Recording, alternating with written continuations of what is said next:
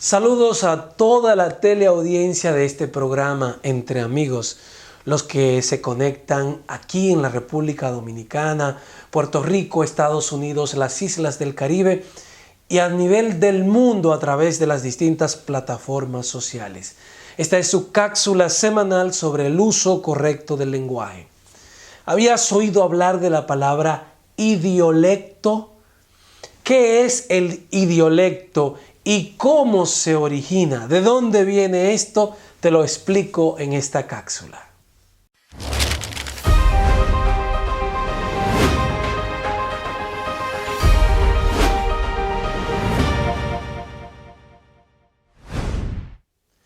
Seguro que hemos escuchado mucho las palabras dialecto y sociolecto.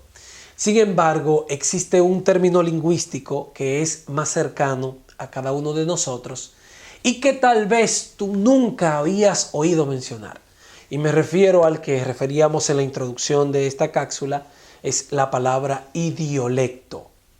Si bien el dialecto y el sociolecto son variantes de una lengua que se habla, la habla un grupo, el dialecto, el sociolecto. Entonces, el idiolecto, por su lado, es el habla distintiva de cada individuo. Expliquemos un poquito más profundamente esto, idiolecto. Cada ser humano, para que vayamos entendiendo más, posee un idiolecto que refleja sus características propias, sus características individuales. Es decir, cada uno tiene una forma de hablar que refleja su región, que refleja su vocabulario, sus variantes en la entonación y en la pronunciación de las palabras. Ese conjunto de rasgos propios en la forma de expresarse de cada individuo es a lo que se le llama idiolecto. Eso es el idiolecto.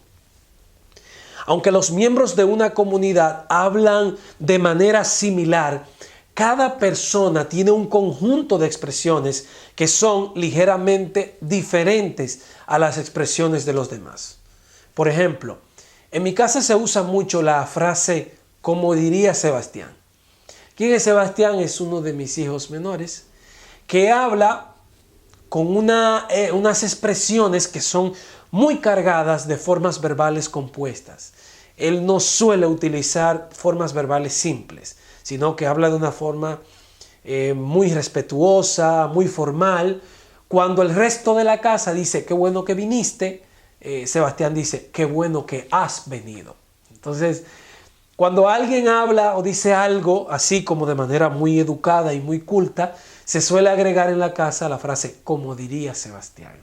¿Por qué? Esa forma de expresarse se corresponde con el idiolecto de él, de Sebastián, y de casi nadie más en la casa.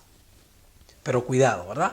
Más allá del vocabulario, el idiolecto de una persona no es solo su vocabulario.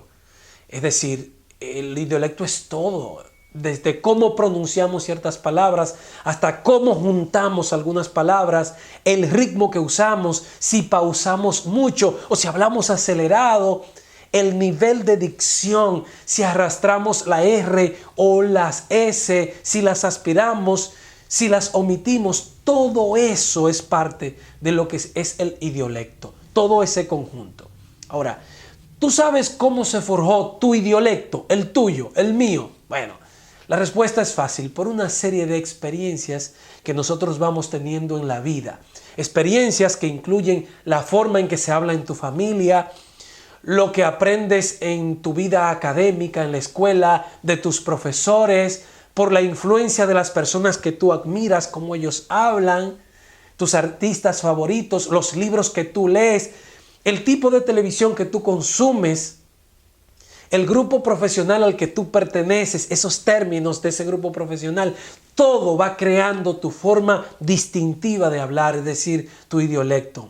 En resumidas cuentas, el idiolecto se explica así, debido a que cada uno de nosotros pertenece a diferentes grupos sociales, pues también cada uno habla una variedad del idioma distinto al de los demás, pero que también está mezclado con el de los demás, pero tiene ingredientes muy propios de tu experiencia, de tus experiencias.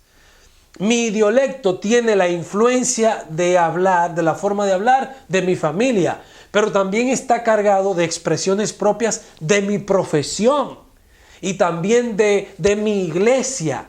Y por eso se diferencia del de mi hermana, porque mi hermana no estudió lo mismo que yo, ni se metió tanto en la iglesia como yo.